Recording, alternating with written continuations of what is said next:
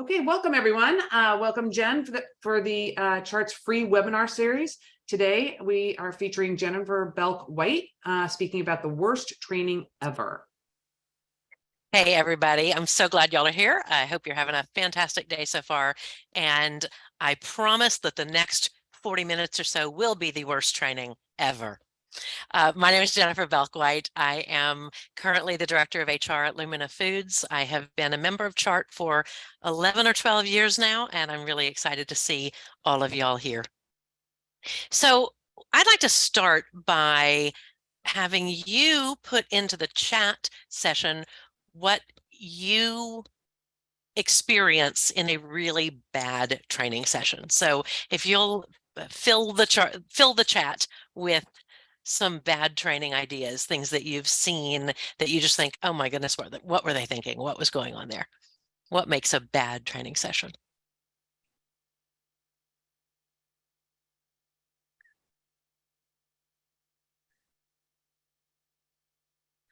Okay, I see that in the Q&A, not tailoring the training to the audience. Do put your answers in the chat and not the Q&A because, oh, chat's disabled. Never mind then, let's put them in the Q&A. No engagement or interaction with the participants is one. We said already not tailoring the training to the audience. Breakout rooms with no instructions. Oh, that's good. No engagement, very monotone. Okay, Braxton, I will do that for you today. An unprepared or disorganized trainer is one. Vague and confusing language. Somebody who's unprepared. Trainer leaving the trainee on their own. Yeah, I've trained you. Go to it. It's all yours.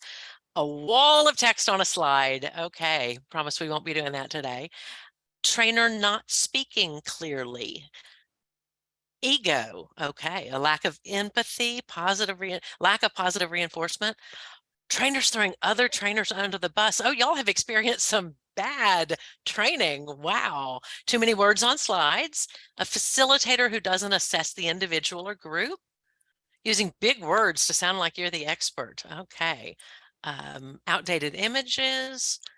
Reading from a document. All right. We've got lots of bad training that you have seen in your lives and experienced in your lives. So today, what we're going to be looking at in the spirit of my favorite late night talk show host, David Letterman, we're going to be looking at the top 10 ways that you can create the worst training ever. So with that in mind, we're going to jump straight into number 10. The top 10 way you can make a terrible training is to ignore adult learning principles when you're creating or facilitating the training. So the concept of andragogy was developed by Malcolm Knowles, and the definition here is the art and science of helping adults learn.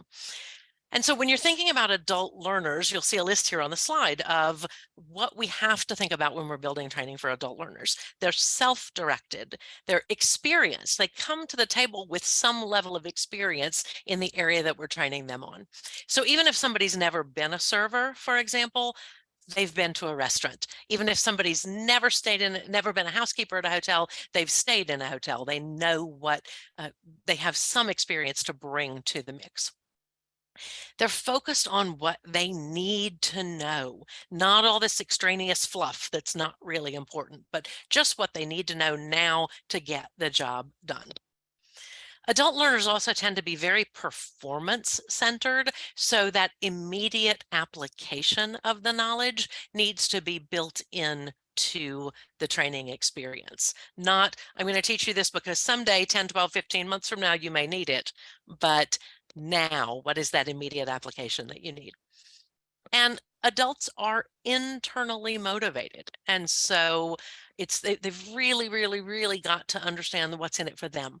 You know, what's the value that they're going to get out of what you're training them on. So that would be number 10. Do not pay any attention to the needs of adult learners, and don't focus on andragogy to make your training terrible. All right, number 9, perform demonstrations in front of a group. That will make your training suck. So Back to the list that we looked at. Adult learners are self-directed. They're experienced.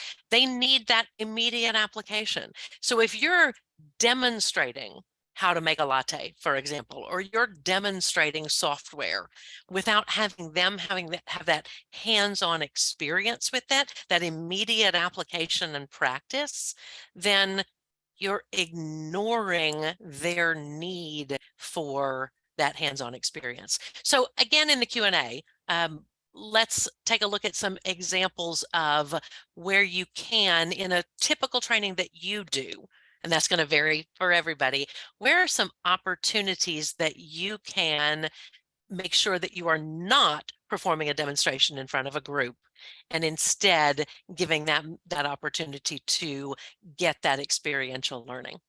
Do you want to pop an example into the Q&A?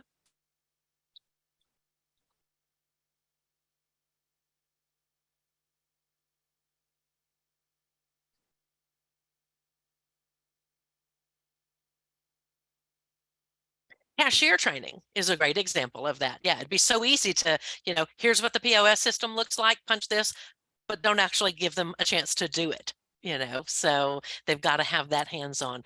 Role play scenarios, Moira says. So that is another perfect opportunity for people to practice. And a lot of people get freaked out by role play. A lot of trainees get freaked out by role play. But if you give them that opportunity for practicing in a safe environment. I don't even use the term role play anymore. I just say we're going to practice this now. And it helps them know that they can do what they need to do and practice it without being in front of the guest. E-learning first and then hands-on training. That's great, David. It allows you to give them that basis of understanding that they need before they get the hands-on experience. So they've got the foundational knowledge that's necessary in order to really apply it hands-on. Teaching a manager how to do onboarding and paperwork for a new team member. How many times have we sat through training where somebody does it for us and you're sitting, side by side, but you're just watching? And it's like, wait a minute, flip the switch, do it the other way around and give them that opportunity to actually practice and get that hands-on experience, even if it's a little slower. And even if they make the mistakes, they're going to learn it better. So if you don't want your training to be the worst training ever, you're going to give those opportunities for practice rather than just demonstration. Number 8, create training to address every performance problem. How many of us face this sometime in your work experience? Somebody comes to you and they say, we've got a problem with food costs, or we've got a problem with our customer service numbers going down. So we need a training to fix that. What if training isn't the solution? Training is not the solution for every problem. So one series of questions that can be helpful is found. I've got the source at the bottom of the screen here, Kathy Moore's blog. She's got some really, really great tools and flowcharts. I've just put a very simplistic example here on the screen, but you really need to figure out if training is the solution, because if it's not a training problem, then training is not going to be the right solution. You're not going to get the results you're looking for. And ultimately, somebody in leadership is going to come back and say, well, training didn't work, so why do we even need a training department? So it's really important that we figure out what is going to actually solve the problem and not just throw training up against the wall and hope that it sticks. So here are some of the things that Kathy Moore suggests here. First of all, big question, what is the measurable business goal? What are we looking to achieve? And then what do people need to do in order to reach the goal? And why aren't they doing it? And why aren't they doing it? It could be they're not motivated. Could be they don't have the skill, or they don't have the knowledge, or it could be something in their environment that's keeping them from doing it. Which of these solutions on the right, or which of these situations, sorry, motivation, skills, knowledge, or environment, which ones can training help address?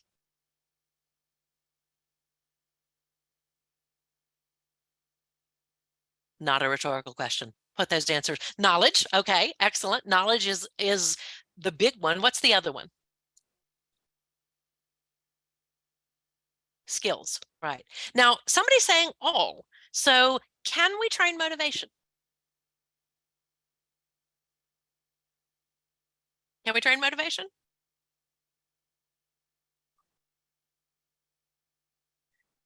Typically, motivation is intrinsic, meaning it's, coming internally from the person. We're not necessarily going to be training it. We can certainly, as David says, we can explain the why. Sometimes people just don't understand why they're being asked to do a certain thing, and that's keeping them from being motivated. And so by understanding why doing a particular task is important, then that can alter the person's motivation. So I would argue that that's a knowledge situation. They don't know why it's important to do, but once they learn why it's important, then they're willing to do so. If you've got somebody who knows why it's important and they're still not motivated to do it, that's a motivation issue. So the environment can help service motivation. Tell me, would you mind popping more into the chat to tell me what you mean by that, Braxton?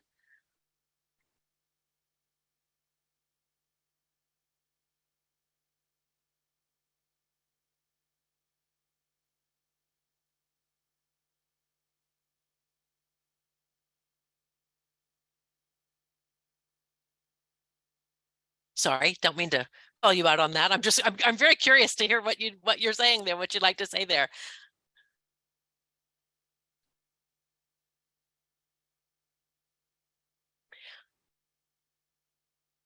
While we're waiting, I do want to encourage you. Whoops, sorry. I do want to encourage you to jot this blog.kathymoore.com site down. As I said, she's got some really amazing tools and resources that I have found really helpful in working with leadership at my organization. When they come and say, we need training, it really helps me show them that, okay, there may be more to the picture than meets the eye. And so it can give you some really good resources that can be there. So we can help influence the environment in which they're learning with positivity to help fuel the motivation. Absolutely. So, we can, within the training environment, we can make it a place where learning is encouraged, where practice and making mistakes and willingness to learn are really encouraged there. Absolutely. But sometimes people aren't doing something because they don't have the resources. If we're telling people to, make sure that they're checking the temps and they don't have thermometers that work, that's an environmental thing. That is not a training issue. And so, we need to really dig down and figure out the root cause of the problem before we come up with a solution, because otherwise we face that, well, training didn't work, so why do we need training? All right, number 7 in our top 10 ways to create the worst training ever. Don't engage in post-session reflection. So as a trainer, it's really important to, after the session is over, fairly soon after, think back. What went well? What didn't? What would I change if I were doing it again? Even if you're not doing this again. So this may be the last time that I do this session, but I still want to, after the fact, engage in a reflection opportunity to see what worked, what didn't work. What can I change? Because I will be doing another webinar, even if it's not this content. So what do I want to make sure that I continue to do? What do I want to make sure that I stop doing or that I do slightly differently? And what did I not do that I really would have liked to do to really have that immediate, while it's all still fresh in my mind, reflection on how can I improve as a trainer next time? So if you want to have the worst training ever, don't engage in post-session reflection. But if you want to continuously improve your skills, then this will be very, very, very helpful. Speaking of skills and improving skills, and I didn't start the webinar by saying this, as you can tell already, these top 10s are not really getting into some of the basic fundamentals of training facilitation. So for example, we're not talking about, if you're doing stand-up training, turning your back to the audience and reading off the slides or anything like that. We do have in our chart training competencies, in the trainer competency, we do have a session on presentation effectiveness that goes into great detail about all of those foundational skills of developing strong training presentation skills. So I would encourage you, if you have not already done that trainer track, to jump in on that either at our upcoming winter conference or at any of our conferences. You can find out more about them on chart.org. So that will also help. When I engage in post-session reflection, one of the things I typically do is I kind of go back through the list of things that we talk about in our presentation effectiveness workshop, just to say, how do I need to adjust? What did I not do that's listed here in this, how to be an effective presenter to really facilitate more effectively. All right, number 6. Skip slides or videos because you ran out of time. That'll make a terrible training session. Why not? Why is it so important for us as trainers not to say, oh, we don't have time for this. Oh, we're gonna skip this. We don't have time to deal with it. Why do we not want to do that in our sessions? Again, I'll open the floor in the Q&A.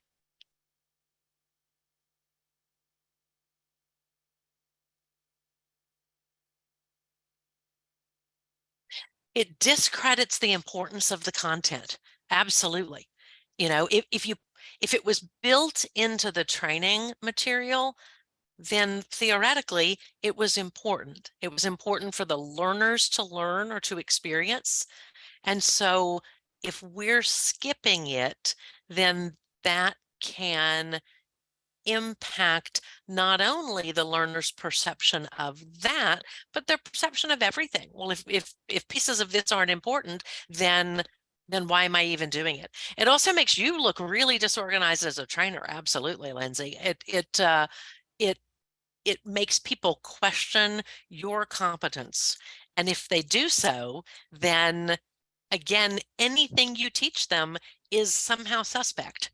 If they're unsure of, well, if I can't trust this person to facilitate it effectively, and they've been selected to facilitate this, then what's going on here?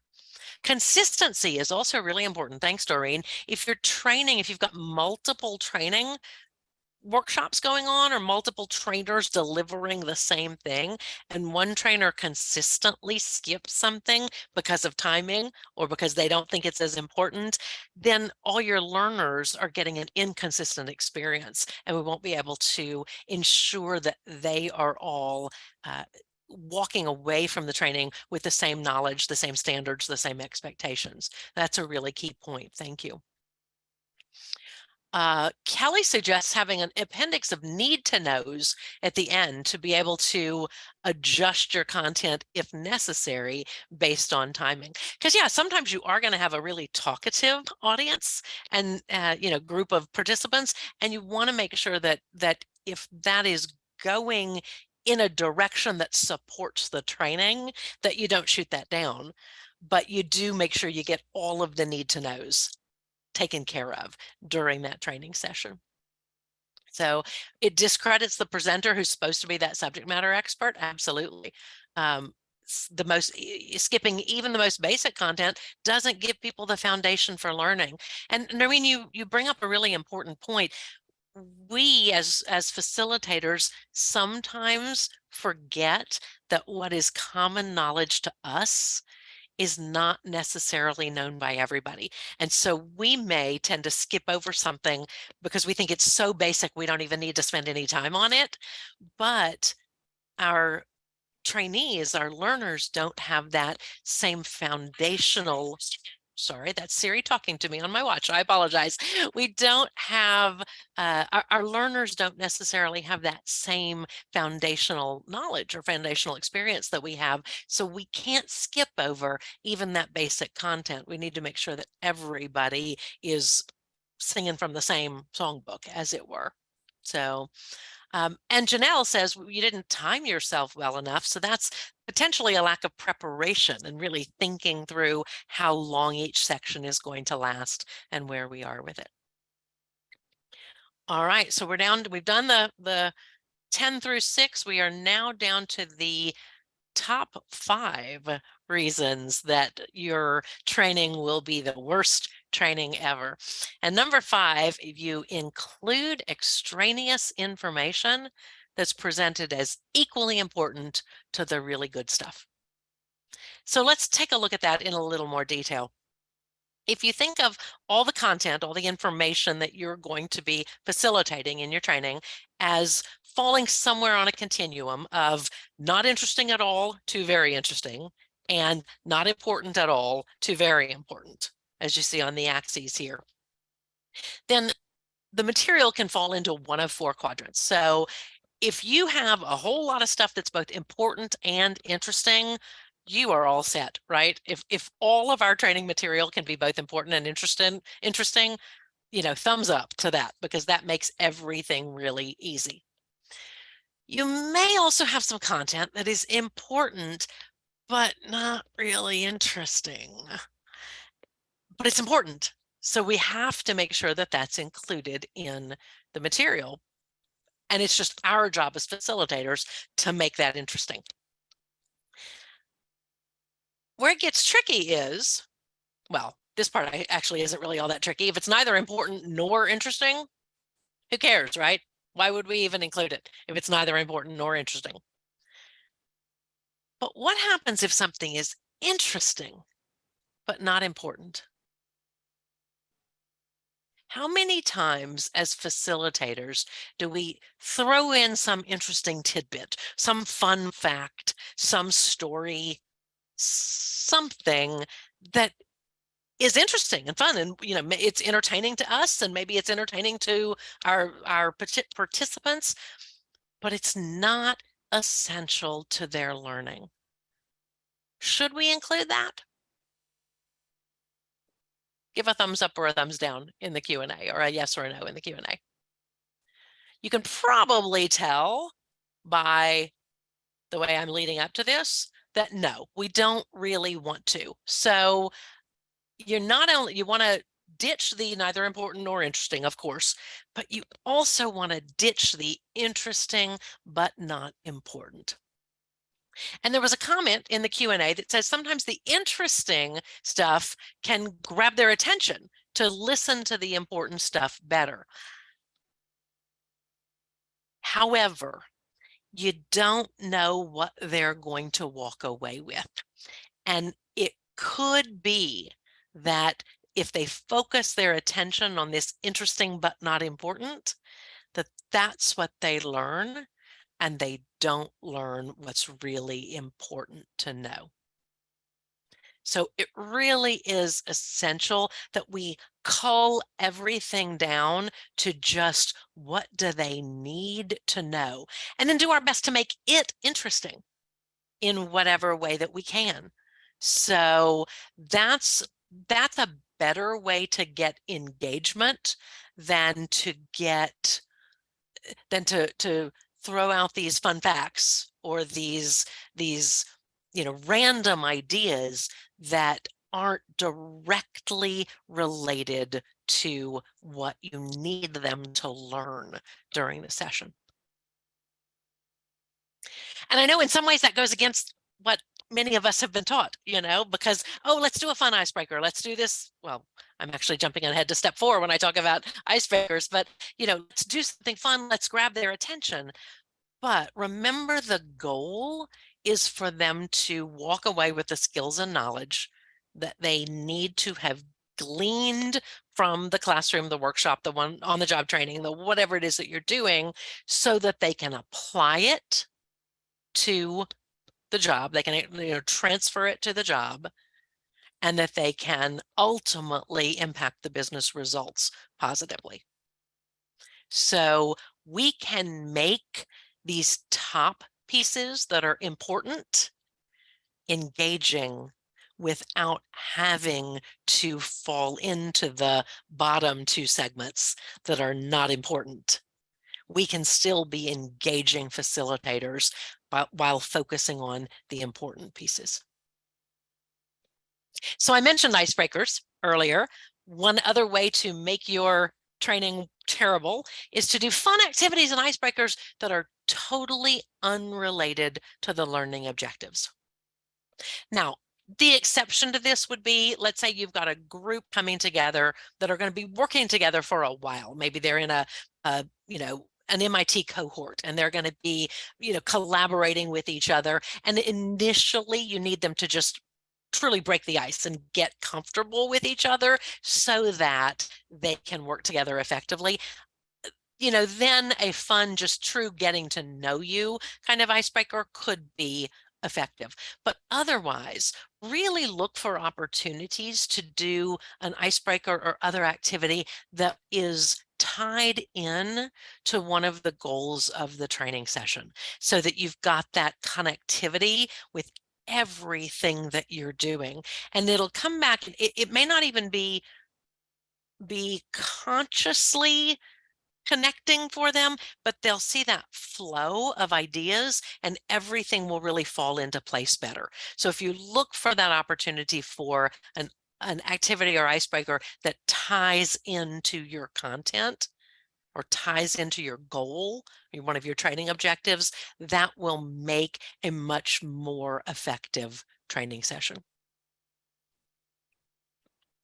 All right, number 3. In terms of how to make the worst training ever, make training a one-time event.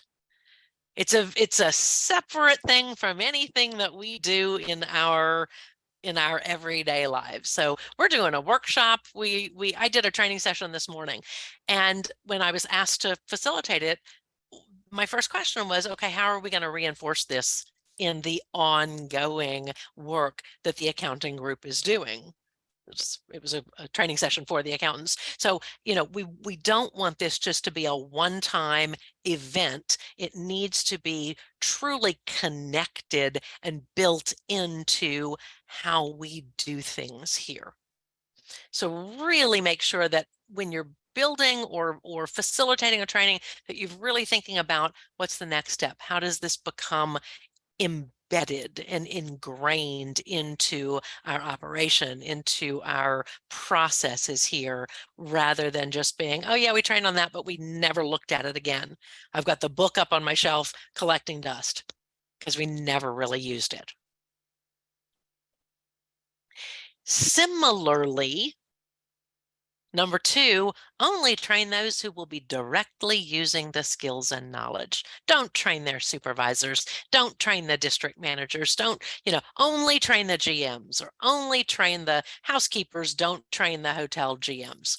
So why is that the way to make a terrible training? Why don't we want to just train the people who are going to do it? They're the ones doing it, right?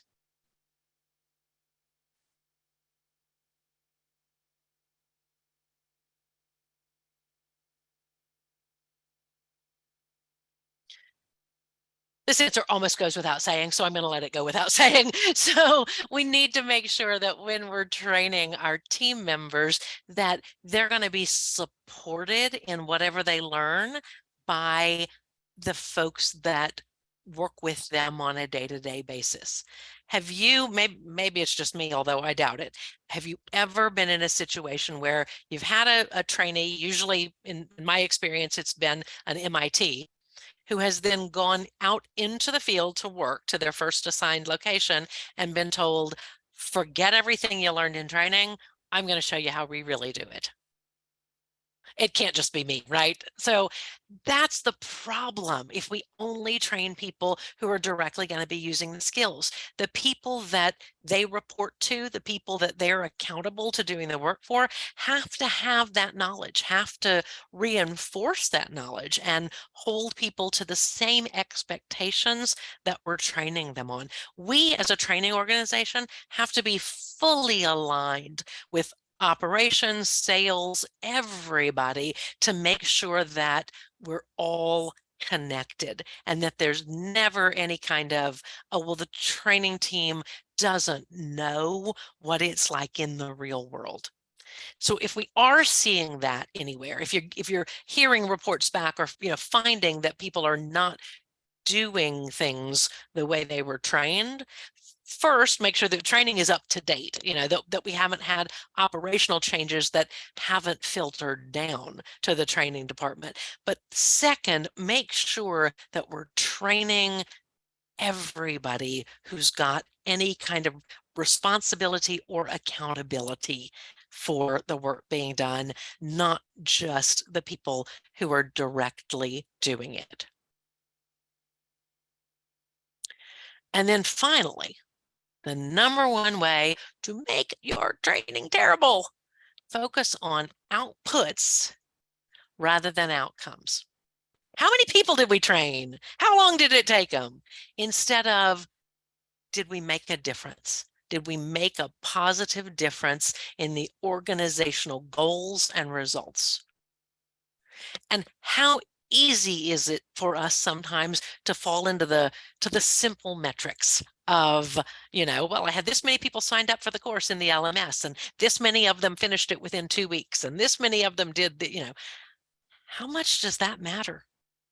What we're really looking for is, what are the outcomes? What are the organizational results that we have? So from the early stage, when somebody first comes to you and says, we need a training on such and such, or you first identify that need and you determine that it truly is a training need, then what outputs are we going to impact with this? How are we going to make that measurable and impactful to the business before we worry about how many people, how much time did it take, et cetera, all those outcome measures. So these are the top 10 ways to make sucky training. I'd like to open it up at this point for any questions or comments. I'm also going to scroll back through the Q&A just to make sure that I didn't miss any questions that came through. But if you do have questions or comments or ideas that you would like to address, please pop them into the Q&A. And I'll scroll through and see where we are with this.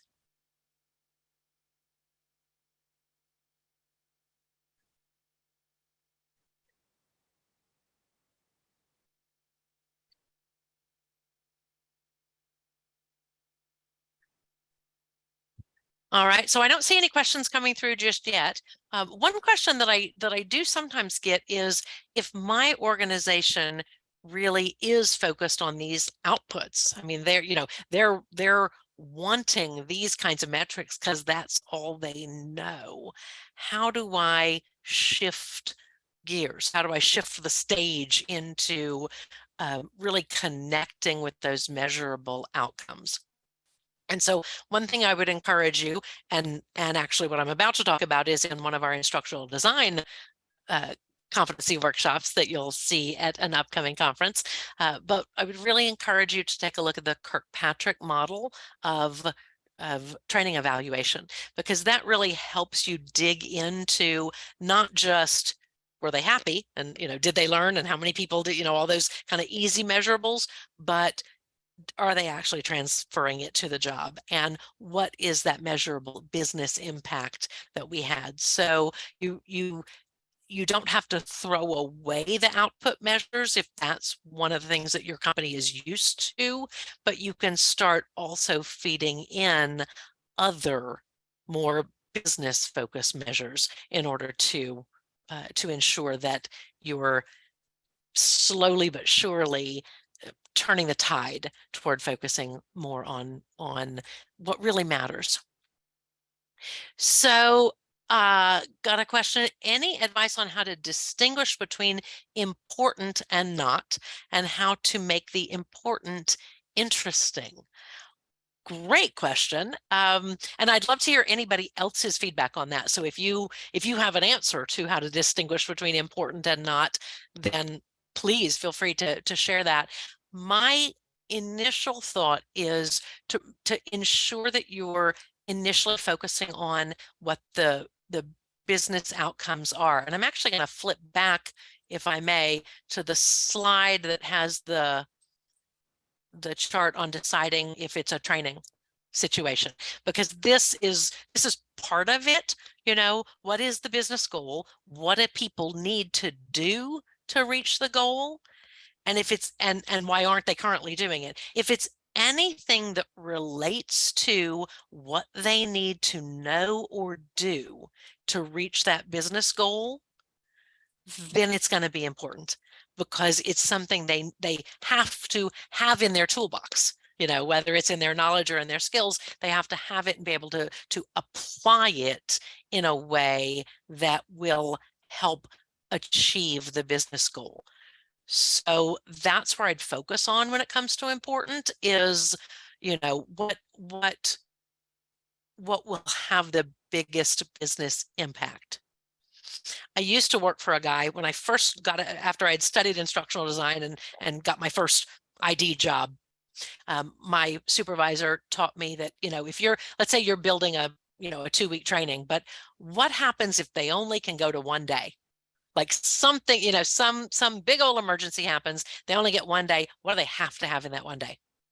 And then what do they have to have in 2 days? So really think through, if I had to cull this down, I've got a 10-day program. If I had to cull it down to one day, what's important to keep? What do they have to walk away with? And you'll never have to shorten it that much, but that mindset has always really helped me to say, okay, this is fluff, this is unnecessary, this is something we can read later, or I can put into a job aid. You know, if they've got the basic skills and understanding, they can follow this other process through a well-defined job aid rather than having to spend time actually training on it. So that would be one way to think about it. Advice about how you go about training a difficult trainee, the one who does not want your training, and how do you get them to agree? So that kind of goes to that motivation.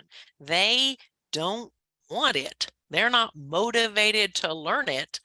And you've already explained why we have to do it.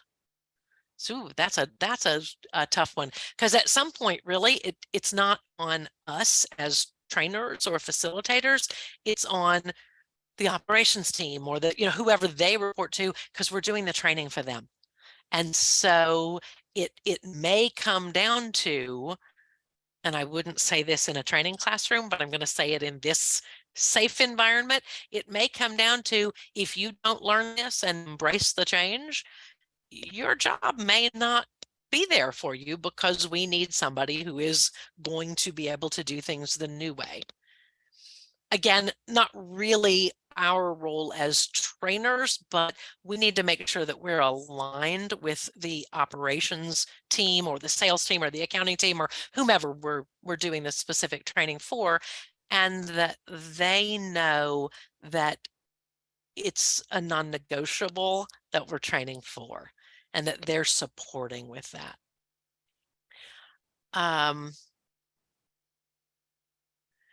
Somebody's giving a great idea about an icebreaker session where a series of quotes related to the topic, and attendees could mark which ones resonated with them the most, and it opened up the conversation. That's a fantastic example of what we're talking about, with having an icebreaker that ties into the goal of the session. And it if you look at Gagne's events of instruction, one of the first things is to have people connect in their brains with what they're, with the topic that you're going to be doing. So what do they already know, and how can we kind of pull the pieces together? And that's an excellent way of doing it. Thank you, Laura, for that example. I appreciate it. Janelle's asking for ideas for icebreakers that can be related to process training. I don't have any off the top of my head, but I can bet you, with the 47 other participants who are here, that there's bound to be somebody who's got icebreakers related to process training. I also know that on the chart.org website, we do have some icebreakers in the members area, I believe. Kelly, you may be able to help point us to exactly where they are better than I can off the top of my head. But I can't, I guess depending on what the process is, kind of what they're going to have to do, if it involves step-by-step approaches to things, you might find some icebreakers where they have to um, follow things in a particular order, and there's some fun associated with that. There's a great icebreaker, fairly long, but called Zoom, that everybody gets a different picture, and all the pictures kind of fit together, and they have to see how their picture fits into the overall big picture of it. So something like that might work depending on the process training that you're looking at. Kelly has posted the link, thank you so much, to the training tools and resources with the icebreakers. I appreciate that very much. So Grace just did a simple example, puzzle sort and kind of put in order. Love it. So yeah, Zoom can go great or not so great. I had a bad experience with it, Moira, too. Any other questions that we can answer while we're here?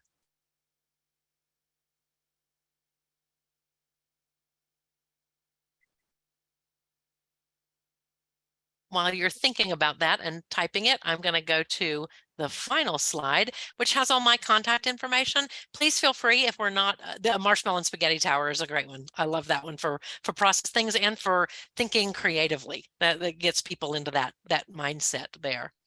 So my contact info is here. I would love to connect with you on LinkedIn if we're not already. Also, feel free to email me if you have questions or would like further information about any of the top 10 ways to make your training terrible. I appreciate everybody for being here today, and would love to. I'll stick around and answer any questions that you have, as long as you'd like to be here. So thank you all very much. Thank you, Jen. I'm going to end it now. I keep losing connection and popping back in. So thank you very much. All right. Bye, everyone. The recording will be on the webinar by the end of the day.